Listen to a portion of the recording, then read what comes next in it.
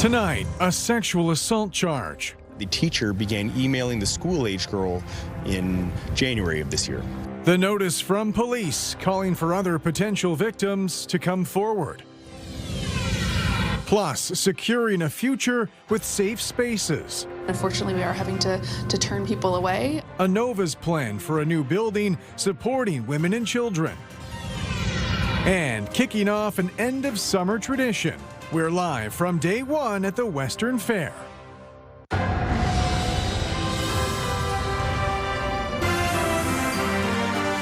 CTV News with Carlyle Fiset. Good evening. Thanks for joining us. We begin tonight with a sweeping economic plan laid out by Prime Minister Mark Carney today. It includes a $5 billion strategic fund, new supports for farmers, and a Buy Canada policy.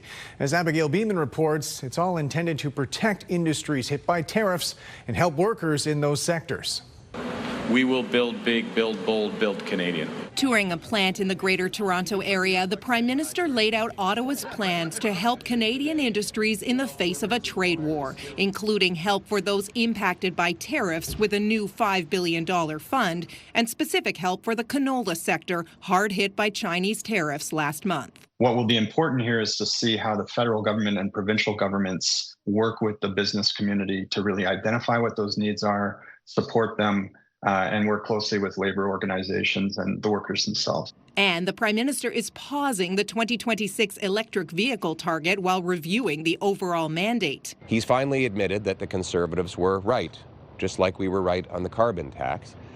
But he's doing a clumsy retreat, saying that he's going to delay this mandate. Mark Carney also promising more federal action for the Buy Canadian movement. The government's introducing a new comprehensive Buy Canadian policy that will move from best efforts to buy Canadian to a clear obligation to do so. No word on what that means for the deal to buy American F-35 fighter jets, still under review by the government, while a new climate competitiveness strategy was announced as coming soon. I'm glad to hear that we are finally hearing a little bit about climate change from the new Prime Minister, who has been, eerily silent on this issue. In addition to a new climate strategy, the Prime Minister also promised a new defense strategy to support defense spending he described as, quote, enormous, and all this against the backdrop of a looming fall budget to explain how all the investment and austerity will be balanced. Abigail Beeman, CTV News, Ottawa. Leaders in southwestern Ontario's auto sector are applauding the government's decision to review Canada's electric vehicle sales mandate. With more on the industry reaction, here's Bob Belichico. I'm happy to see that common sense has prevailed. Wes Thrasher, sales manager at Riom Chevrolet Buick GMC in LaSalle, is a car guy who supports the EV movement but feels the mandates were a bit aggressive considering the volatility between the U.S. and Canada. I think there is some relief, again, because when the rebates were available to customers, a lot of the people that could see themselves in an EV or taking on that lifestyle did. The $5,000 incentive at the federal level ended in early 2025, and sales fell off a cliff. According to Greg Layson, editor for the Automotive News Canada, two things were revealed. One, incentives are still needed for people to buy electric vehicles, and two, the goal of having 20% electric sales by 2026 is out of reach. I don't have an EV, but the people I know that have one love their vehicles because, one, you don't have to stop off at a gas station, they're quiet, low maintenance, and no oil changes. When this vehicle I have now, which is only 6 years old, finds its expiry date, maybe 3 or 4 years, an EV will be an automatic. EV itself is not viable, in my opinion, for the next 5 to 10 years. Which leaves many wondering about the battery plant. Layson feels it was always going to be a slow, long road to electrification. I would say this. There's not an automaker on earth that's going to spend $5 to $7 billion on a battery plant if it doesn't intend to build batteries at some point in the future. Generally speaking, there was some optimistic things the Prime Minister said today. James Stewart, president of Unifor Local 444, is optimistic and says the Prime Minister made some important announcements, but there's still a lot of details missing. Stewart feels the pause shouldn't be a long one, as it's important for Canada to continue developing EV technology and supporting the sector. Long term, we are going to get outpaced, and already are getting outpaced, by the likes of China, who are finding ways to really develop their EV technology and lowering the cost. Canada has to do the same thing long term. EVs are coming. Bob Belichico, CTV News. New job numbers were released today showing employment rates falling across the country. Overall, Canadian unemployment climbed to 7.1%, the highest level since May 2016, excluding the pandemic. A slight improvement for Ontario's rate, but still higher than the national average at 7.7%. It's a different story here in London, though. Our unemployment rate fell to just 6.1%, down from 6.5% the month before. And for more on this, I'm joined by Marvin Ryder, Associate Professor at McMaster University. Let's start with the big picture, and the word a lot of people are thinking about right now is recession. What do these numbers tell you about that possibility? And the bad news here is that this is the second month, a consecutive month, in which Canada lost jobs. That probably means we are seeing shrinkage in the third quarter. That probably means we're sliding into a recession. And why is all that important? Because at the end of this month, the Bank of Canada meets to talk about interest rates. Now, interest rates haven't moved over the last 5 meetings of the Bank of Canada. But if there is a recession, or we might be sliding into a recession, giving the economy a little jolt by cutting interest rates by 1/4 percentage point might be a really good move. Now, here in London, we seem to be bucking the national trend, improving employment figures compared to the rest of the country. Now, why might that be? London, clearly, and I think it's not different where I'm from here in Hamilton, 2 big drivers of your economy are healthcare and education. Well, although education's had a couple little bumps in the road, certainly Fanshawe has noticed some problems with international students.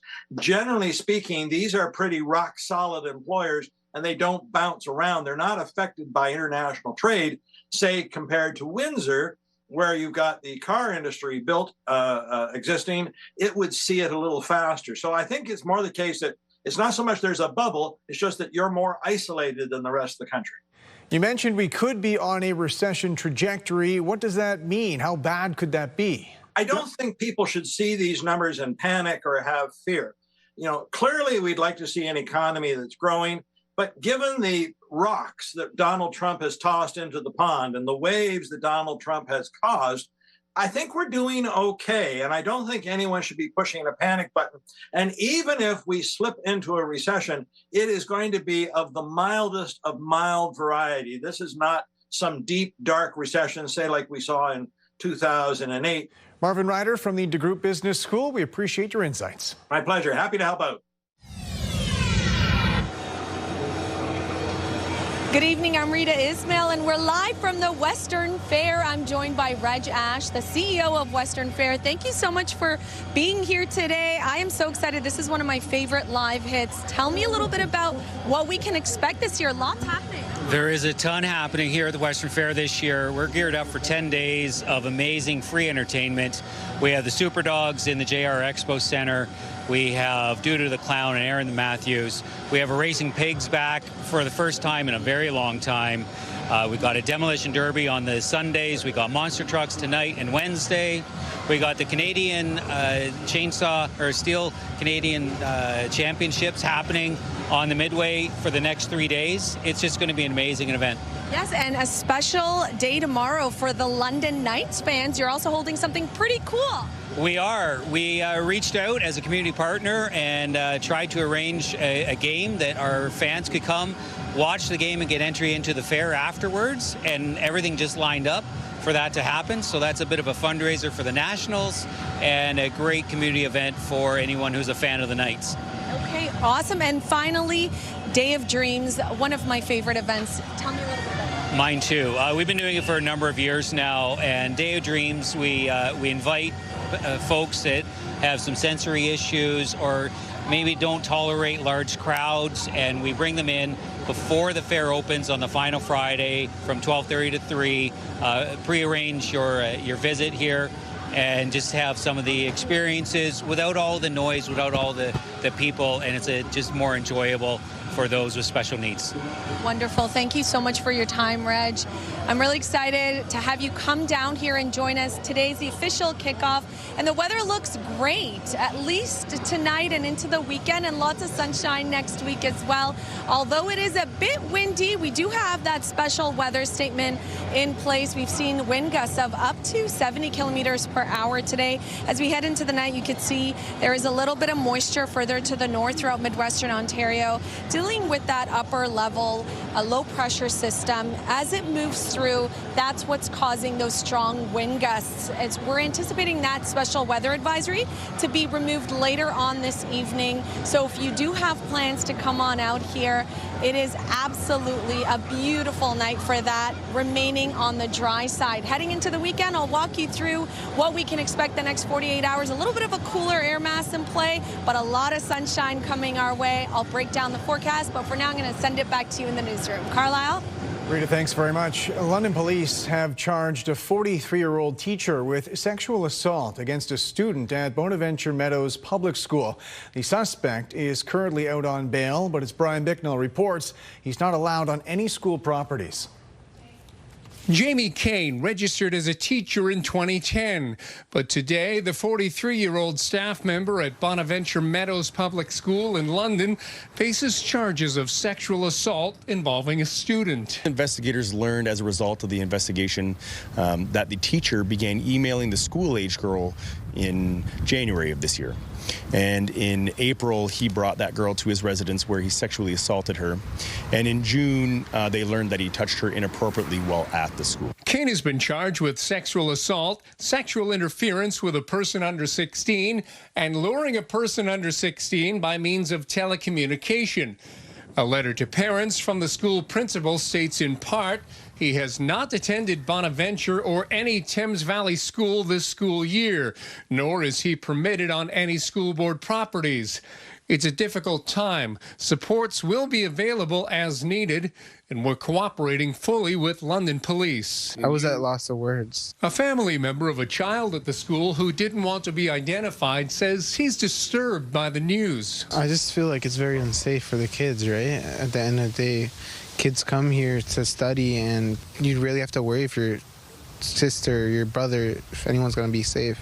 The Ontario College of Teachers says it's aware of the charges against Cain. In a statement, a spokesperson says when a member is subject to criminal charges relevant to their ability to teach, a notice is prepared and posted to their profile on our public register. As of Friday, the regulator's website lists Cain with the status of in good standing. It's not typical for London police to release the identity of a sexual assault suspect when children are involved. But in this case, they did so just in case there are more potential alleged victims. It's important for the public to understand who this person is to help. They may not know the name, maybe they just know who this person is via a picture, and so that was used as an investigative technique to aid in our investigators learning if unfortunately there were any other victims or not. I hope for the most part people are making their kids aware of what's safe and what's not safe, and what's a good touch, what's a bad touch. Jamie Cain appeared in court August 29th and was released from custody. His next court date is September 22nd. Bryan Bicknell, CTV News. Concerns about a supportive housing program that left a local landlord with thousands of dollars in repairs will be discussed at City Hall on Monday. A motion by Councillor Susan Stevenson calls for an immediate safety inspection of every apartment operated by Project Home.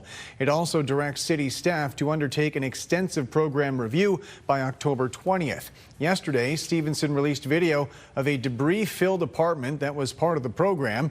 Project Home connects homeless Londoners to affordable housing and agencies that provide regular visits and support. We need to look at this from a bigger perspective and be sure that people are safe and that they're getting the supports that they need, and that we are managing the precious taxpayer funding that we have to address this crisis. A big change could be on the way for a local women's support agency. Anova is in the early stages of building a new home, putting out a request for proposals to replace its aging shelter on Wellington Road. With more, here's Sean Irvin. Over the years, this building on Wellington Road has sheltered thousands of women and their children. Once known as Women's Community House, the facility is now operated by Anova. Between this shelter and another one on Clark Road, 67 beds are available. It is not enough. Unfortunately, we are having to turn people away. Sometimes there is a wait time for people to get into counseling or getting to see an outreach counselor. Recognizing the ongoing demand and aging facility, the organization has determined the best path forward is to replace the Wellington Road shelter, which has been in operation since 1992. It's been a really wonderful building and it served its purpose. It's getting a little bit older, things are starting to fall apart. And also there's some design elements that I think as we learn more about how to support women and children, there's some structural things that we would change. Along with the shelter, the facility would incorporate the Sexual Assault Center, presently housed in the Goodwill Industries building on Horton Street. Roger expects the cost of a new center to come in the tens of millions of dollars. The organization already has provincial approval for a need assessment. So we kind of assessed that perhaps it was around 17,000 square feet that we would need. So it is a pretty large space, 40 beds, and then, a sexual assault center along with that. Once the proposals are in, Roger hopes all levels of government and the community will get behind the project to support women and children in need. In London, Sean Irvin, CTV News. Millions of dollars in government funding is flowing into Midwestern Ontario for home building, but at least one local mayor wants federal and provincial decision makers to reevaluate their priorities, concerned over a lack of affordable options. Scott Miller reports. More than $60 million is being invested into Midwestern Ontario communities to ensure 5,300 new homes can have functioning taps and toilets. It's not sexy, it's not an exciting piece of infrastructure, but it's core stuff, right? If we don't have that kind of water and sewer infrastructure, we can't grow our community. As an example, Saugeen Shores is getting $18 million to upgrade the Southampton Water Pollution Control Plant in order to support the construction of 1,600 new homes in that shoreline town. That kind of money from the province, that's serious money, right? That enables us to do a project like that. It enables us to continue to grow and to serve our community. More than $7 million is being directed to the municipality of North Perth to install pumping stations and a roundabout for a new 700-home subdivision under development on the north edge of Listowel. While extremely appreciative of the funding, North Perth Mayor Todd Casenberg acknowledges that very few, if any, of those approximately 700 homes will fall under affordable or attainable housing.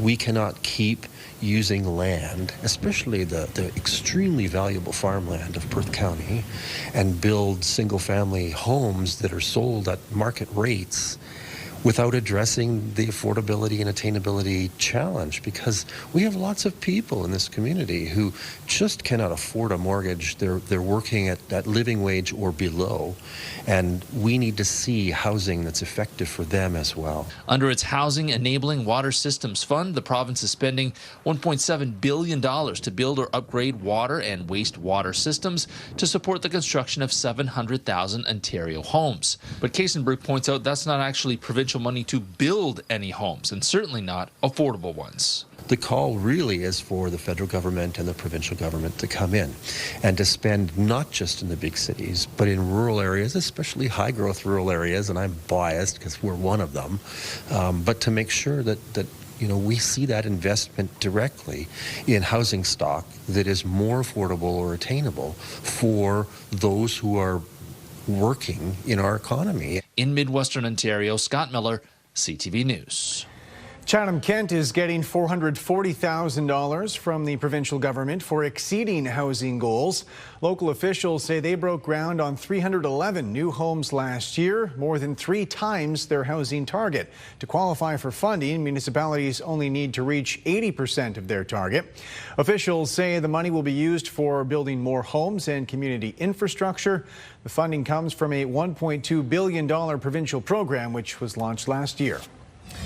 Coming up, more calls for bail reform. A young suspect charged in a shooting previously released multiple times. Plus, 1 year into Ontario's experiment in alcohol convenience, we dive into the numbers on sales.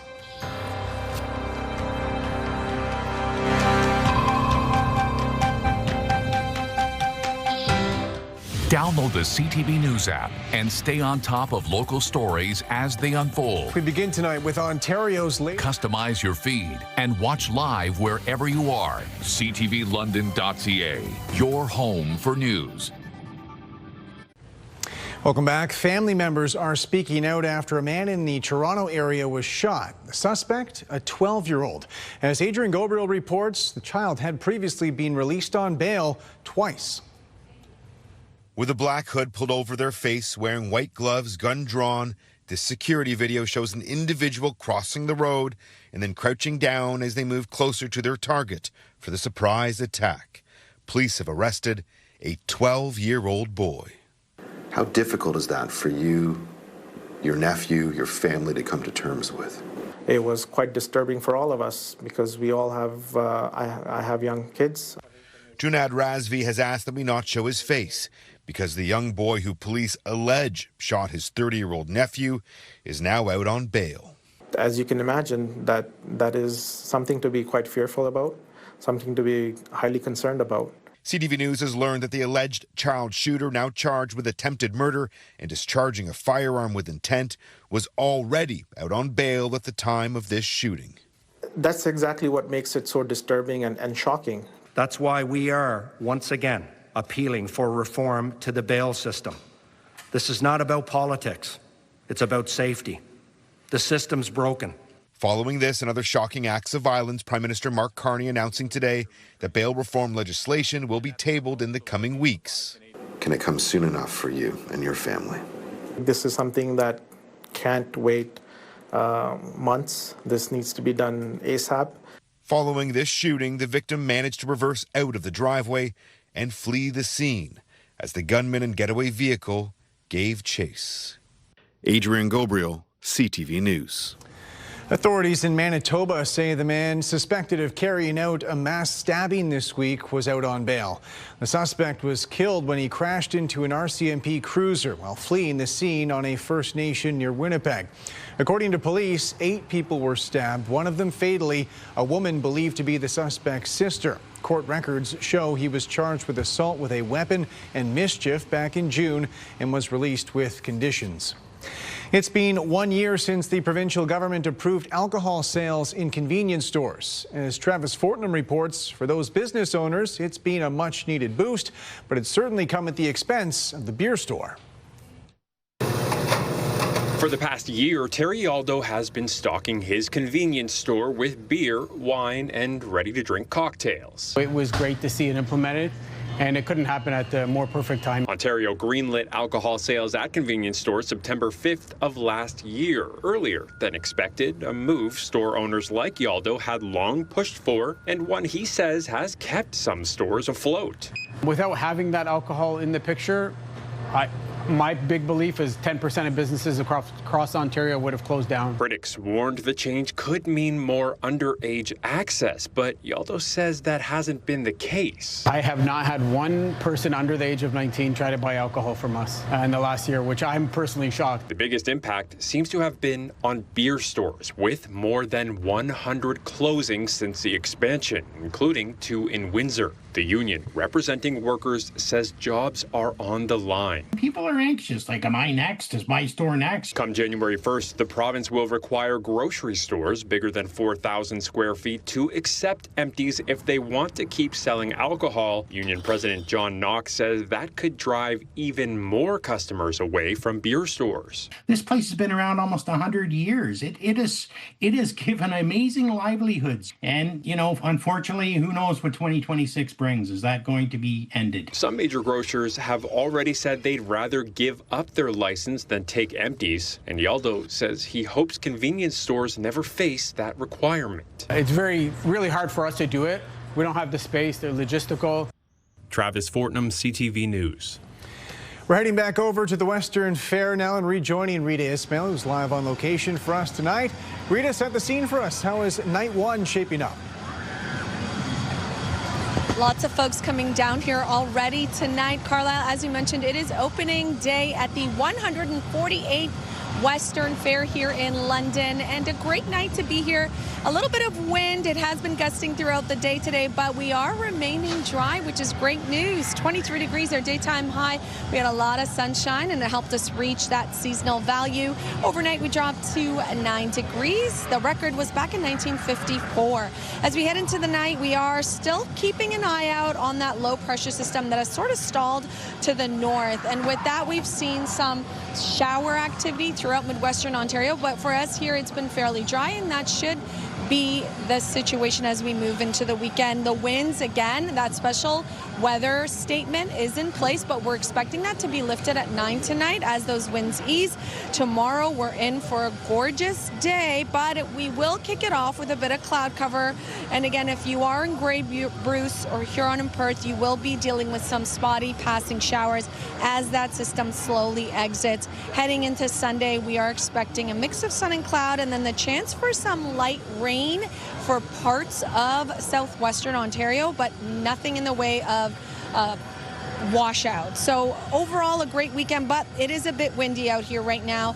Winds have been kicking up out of the west up to 50 kilometers per hour, expecting that to subside later on this evening. Mainly cloudy overnight. Tomorrow we'll wake up, the winds will be out of the west 10 kilometers per hour. And of course, you can head down here to the fair starting at 11 a.m. Lots happening. And the conditions will be beautiful, dry, nice mix of sun and cloud for your Saturday. Thank you, Bevan Roy, for sharing this great weather photo with us. Let's plan out your Saturday. Waking up 10 degrees, the winds out of the west. It will feel like fall, though. A little breezy early on, light wind, and then hitting that daytime high of around 20 degrees, so slightly below seasonal. But overall, a gorgeous weekend forecast, so long as that rain holds off for us here in London. Heading into Sunday, much of the same. Your 7-day forecast is brought to you by Metal Roof Outlet. So the next 7 will feature a nice mix of sun and cloud. The probability for that rain for us here in London and areas to the south of the 401 is very minimal, 30 to 40%. Temperature-wise, a little cooler this weekend, but kicking back up to 24 degrees on Tuesday, and then plenty of sunshine to carry us through next week. We'll hover around 23 on Wednesday as well, and then Thursday 19 back up to 23, which all looks pretty normal for this second week of September. Midwestern Ontario, mostly cloudy, passing showers for you tomorrow and Sunday. Our temperatures also on the cooler side. It will feel like autumn for sure for you tomorrow.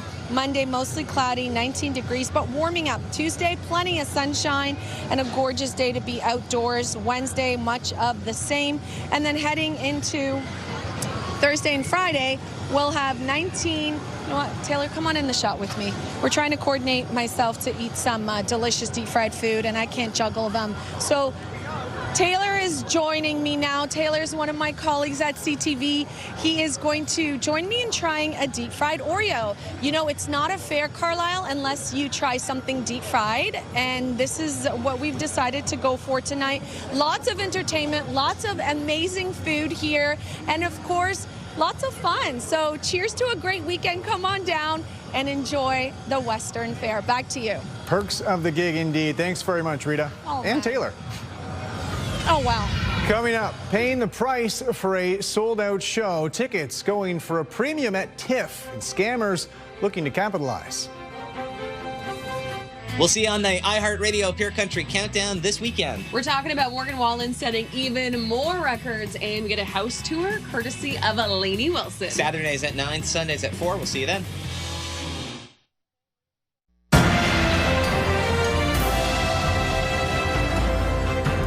Lego is suspending some online offerings in Canada because of trade war impacts. As Christine Long reports, that includes the Pick-a-Brick program, a fan favorite. The Lego Pick-a-Brick program gives fans the opportunity to reimagine their creations. The Pick-a-Brick program allows you to custom order individual pieces. You spend 50 cents for this piece, $2 for that piece. Get the most specialized pieces out there. For example, Lego enthusiast Chris Abel can take a tiger and make it a snow tiger. He says Canadian fans have made their mark with Lego because of those specialized bricks, like the Quebec Lighthouse designed by Sandro Quattrini. It's now one of the most popular sets that you can buy in stores. So This Pick a Brick program helps lead us to have more Canadians involved in creating sets that we can go and buy at stores. Trouble is, changes to trade rules brought in by the Trump administration. That means packages under $800 are no longer exempt from duties.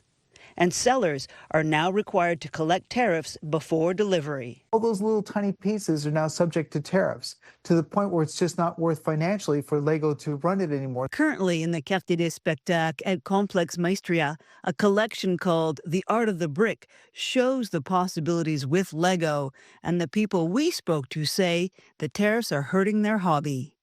Actually really upsets me because I'm really an American, and that upsets me, right? That, you know, I think creativity should be encouraged above everything else. It's a bit too much, you know, like you should take it down a notch, you know?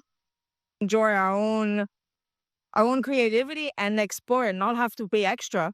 Yes, we don't see why we should, you know, give or pay tax to another country because creativity has no frontier. Abel says suspending the Pick a Brick program in North America isn't just bad for fans, but for Lego as well.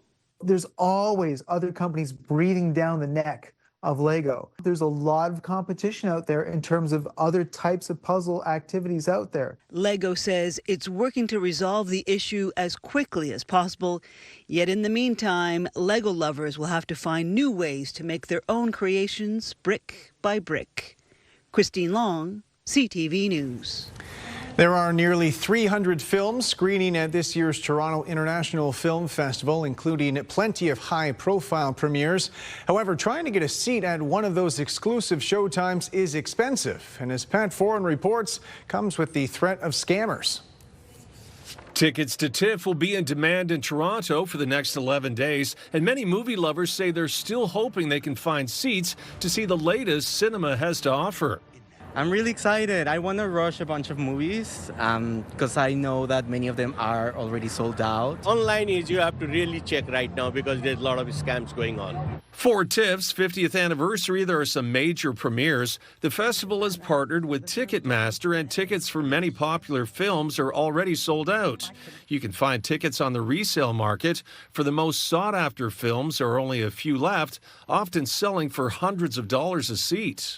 So if you want to get access to a ticket, you might have to go through resale platforms like Ticketmaster or StubHub, or turn to social media in order to find them. Go Confirm is an anti-scam app that allows people to buy and sell tickets on social media safely. With buzz around TIFF building and more interest in trying to secure tickets, scams are already underway. It's a massive festival, and anytime you have really in-demand tickets where things have sold out, scammers proliferate.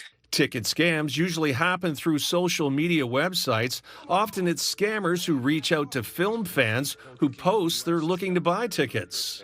So they might be posting in a subreddit or Facebook saying, hey, I desperately want to go see Frankenstein, or I want to go see Good Fortune. Does anyone have a ticket? And then scammers will reach out to them directly. Reseller sites that offer ticket guarantees will cost you more for tickets and added charges. Purchasing through social media sites may be cheaper, but come with added risks. Protect yourself with apps like Go Confirm or other tools to prevent yourself from being scammed. Pat Foran, CTV News.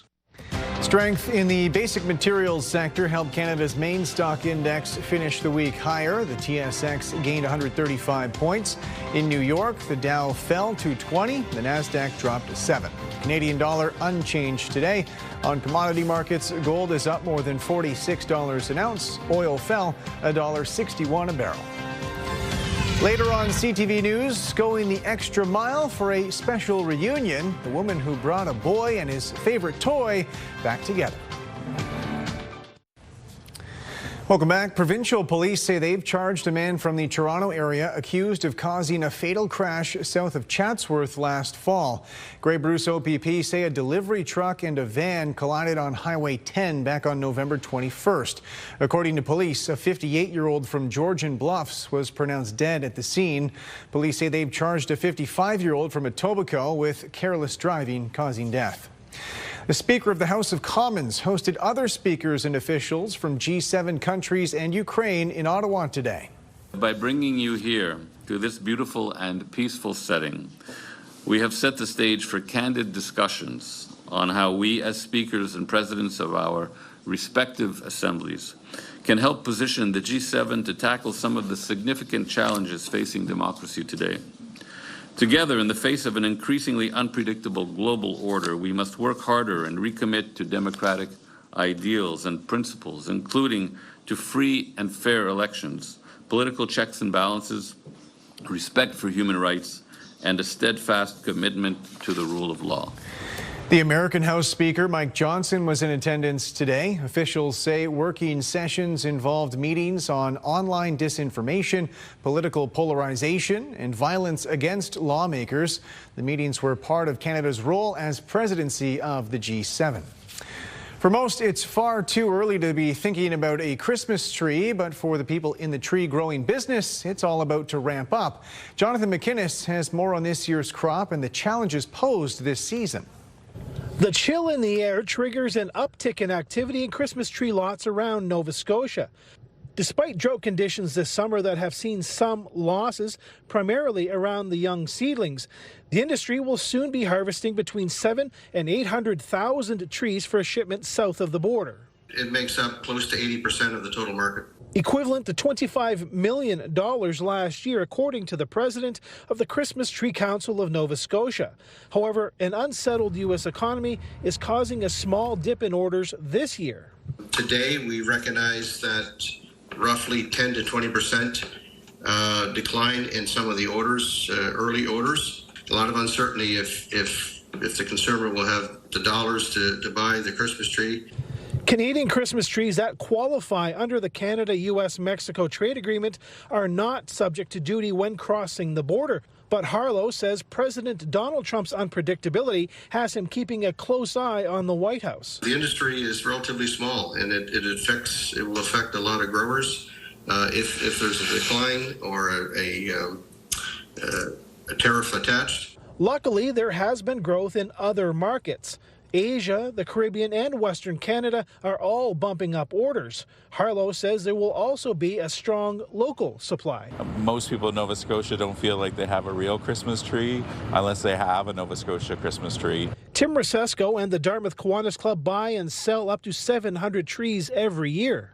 We typically start selling our Christmas trees the first weekend in December. Typically, they sell out in a week or so, maybe longer this year, with potentially more trees on the market. Jonathan McInnes, CTV News, Halifax. Thanks to our viewer Kathy for this great weather snapshot today. The fall colors are certainly starting to appear early this year. We're expecting the gusty winds to subside this evening. We're in for a pleasant weekend, although you will feel that autumn chill. It will be sweater weather as temperatures struggle to reach near seasonal 20 degrees, but we should remain dry throughout the weekend with plenty of sunshine in store for next week. Officials in Portugal say a Quebecer and his French wife are among the dead killed this week in a streetcar derailment. They have been identified as Andre Bergeron and Blandine Doe.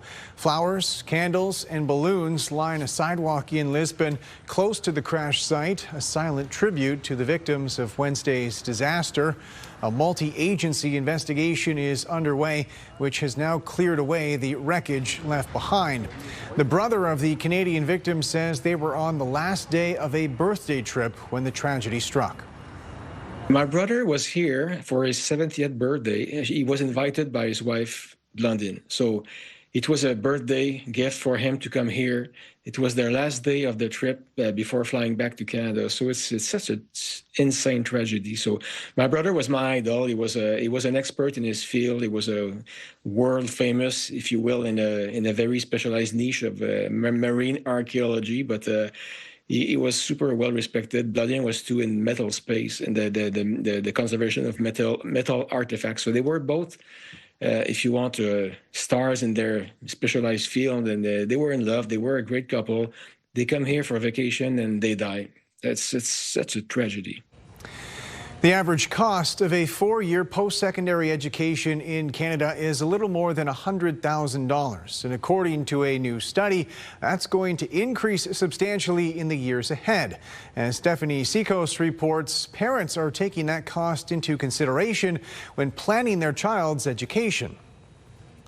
University is not cheap, and the cost is only going to keep climbing, which has this parent considering other options for her children. As time has kind of evolved, I think that we're leaning more towards trades and entrepreneurship. I feel like post-secondary education, does the cost and the value of the degree, do they equate like they used to? Like even for ourselves, we only just finished paying off our student loans a few years ago. According to a recent survey by Embark, a company specializing in education savings, more than half of Canadian parents say they won't be able to afford the rising costs. One of the things that we also discovered is the current geopolitical landscape had made parents very conservative about starting, for example, a savings account for post-secondary education. We call that the RESP. Embark projects by 2042, the average cost of a 4-year university education could go up by 36% in Canada when you factor in tuition, housing, food, and other expenses.